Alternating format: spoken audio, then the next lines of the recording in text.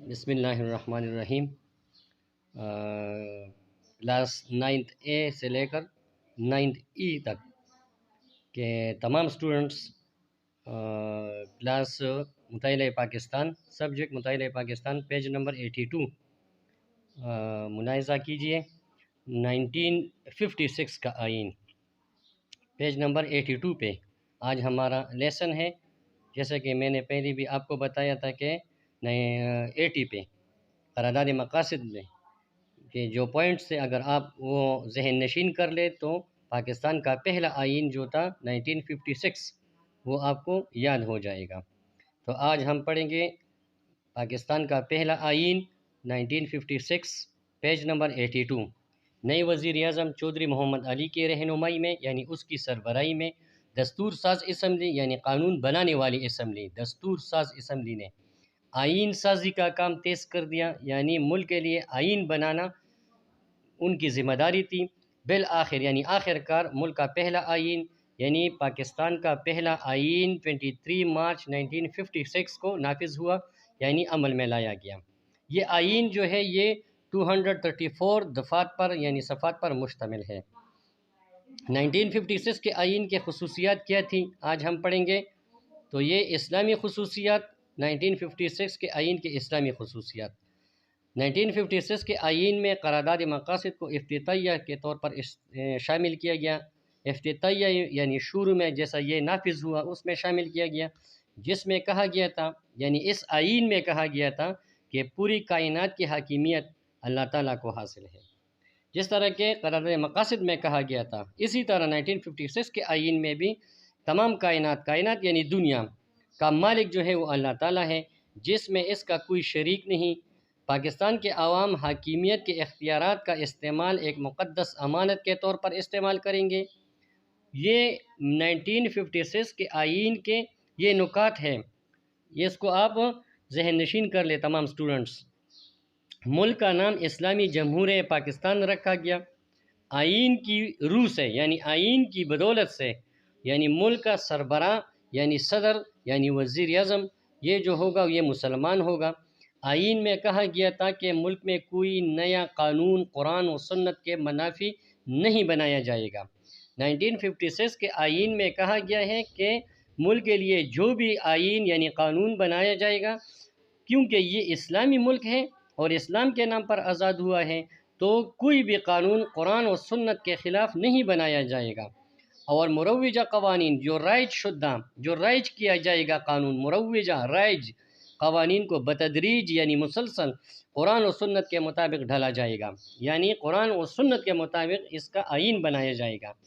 آئین میں کہا گیا تھا کہ 1956 کے آئین میں لکھا گیا ہے کہ یہ اسلامی ملک ہے، اس لیے اس میں سود عصمت فروشی یعنی عصمت عزت کو بھی کہا جاتا ہے، اور جسم کو بھی یعنی جسم فروشی عزت فروشی جوا اور شراب کا خاتمہ کیا جائے گا۔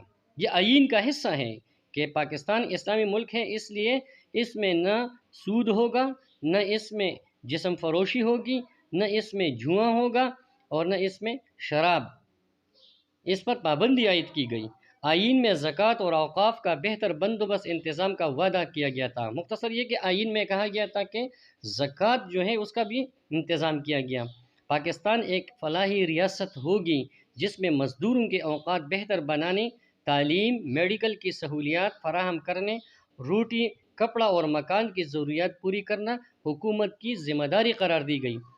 تو سٹوڈنٹس 1956 کے آئین میں یعنی قانون میں کہا گیا تھا کہ پاکستان ایک فلاحی ریاست ہے، اس میں رہنے والے مزدوروں کے لیے تعلیم کا بندوبست کرنا، ان کے بچوں کے لیے میڈیکل یعنی اسپتال بنوانا، ان کے لیے روٹی کپڑا اور مکان، اور ان کے لیے نوکری دینا یہ حکومت کی ذمہ داری ہوگی۔ آئین میں کہا گیا تھا کہ تمام اسلامی ممالک کے ساتھ دوستانہ تعلقات قائم کیے جائیں گے۔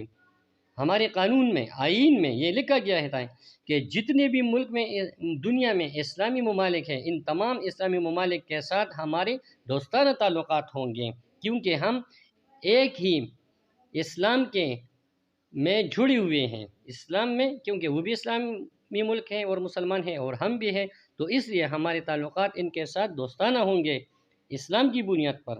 آئین میں اقلیتوں کے حقوق کا تحفظ، انہیں مذہبی آزادی دینے کا وعدہ کیا گیا تھا۔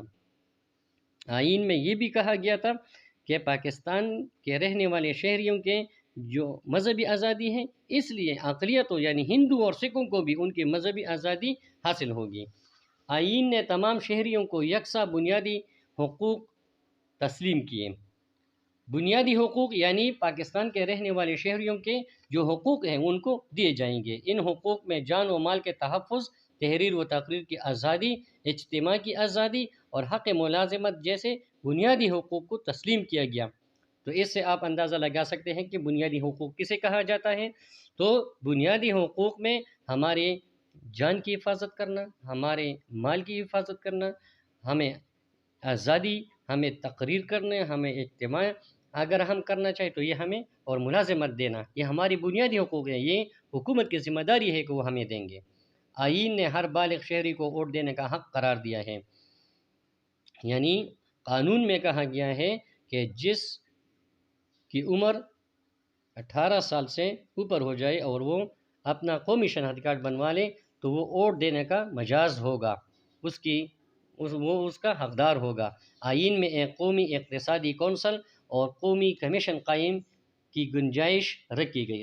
قومی اقتصادی کونسل یعنی ملک کی ترقی کے لیے جو اجلاس بلائی جاتی ہے اسے اقتصادی کونسل کہا جاتا ہے، اور قومی کمیشن یعنی NCHR یعنی انسانی حقوق کے تحفظ کو فروغ کے لیے جو کمیشن قائم کی گئی ہے اسے قومی کمیشن کہا جاتا ہے، یعنی یہ بھی قائم کی گئی۔ وفاقی اور صوبائی حکومتوں کو ان دونوں اداروں میں نمائندگی دی گئی۔ آئین نے ملک کو ایک وفاق قرار دیا۔ وفاق یعنی مرکز اسلام آباد جو ہے یہ وفاق ہے، یہ مرکز ہے ہمارے۔ اس طرح وفاقی اور صوبائی حکومتوں کو اختیارات کی الگ الگ فہرست فراہم کی گئی۔ اس کے علاوہ ایک فہرست ایسی دی گئی جس پر مرکز اور صوبے دونوں قانون سازی کر سکتے ہیں، یعنی قانون بنا سکتے ہیں، صوبہ بھی اور مرکز بھی۔ آئین میں پارلیمانی نظام کو رائج کرنے کا فیصلہ کیا گیا۔ پارلیمانی یعنی پارلیمنٹ سے نکلا ہوا لفظ، قومی اسمبلی۔ لیکن ساتھ ہی صدر کو بھی ایسے اختیارات دیے گئے جن کے نتیجے میں پارلیمنٹ کی بالادستی کی اصول کی نفی ہوتی تھی۔ یعنی آئین میں کہا گیا تھا کہ قانون یعنی قومی اسمبلی توڑنا یہ صدر مملکت کے اختیارات میں ہوگی، یعنی اس کے پاس یہ تمام اختیارات ہوگی، اور پارلیمنٹ کی بالادستی یعنی بالادستی یہ اونچا، یعنی پارلیمنٹ سب سے یہ صوبوں کے رحم و کرم پر نہیں ہوں گے بلکہ صوبے پارلیمنٹ کے رحم و کرم پر ہوں گے۔ یہاں تک کہ صدر کو قومی اسمبلی توڑنے کا اختیار بھی حاصل تھا، اگر صدر مملکت چاہے تو وہ اسمبلی توڑ سکتا ہے۔ آئین میں ترمیم کے لیے، ترمیم یعنی چینجز، اگر ہم آئین میں کوئی چینجز کرنا چاہتے ہیں تو قومی اسمبلی کے 2/3 اراکین کی حمایت ضروری قرار دی گئی۔ تو 3 میں سے 2 بندے، یعنی اگر 300 ہے تو 250 کے لگ بھگ تقریباً، یعنی 2/3 اکثریت اگر آپ کوئی آئین میں چینجز کرنا چاہتے ہیں تو آپ کے فیور میں کم سے کم 3 میں سے 2 بندے آپ کے فیور میں ہوں۔ اردو اور بنگالی قومی زبان قرار دی گئی۔ سکندر مرزا نے 16 جولائی 1955 میں غلام محمد کو معزول کرنے کے بعد، یعنی اس کو ختم کرنے کے بعد، اس کو عہدے سے ہٹانے کے بعد گورنر جنرل بنے، خود گورنر جنرل بنے۔ دراصل پاکستان کے 2 مضبوط اداروں یعنی فوج اور نوکرشاہی کی نمائندگی کرتے تھے۔ فوج یعنی آرمی اور نوکرشاہی یعنی بیوروکریس یعنی افسر شاہی، سرکاری افسران جو پس پردہ حکومت چلاتے ہیں اسے نوکرشاہی کہا جاتا ہے۔ اس نئے آئین کے نافذ ہونے کے ساتھ یعنی 1956 کا آئین نافذ کیا گیا، اس کے ساتھ صدر کے عہدے پر فائز ہوئے یعنی مقرر ہوئے، لیکن انہوں نے صرف 2 سالوں میں پے در پے یعنی مسلسل، سکندر مرزا نے 2 سالوں کے اندر مسلسل 4 وزیر اعظم کو برطرف کر دیا یعنی ہٹا دیا گیا۔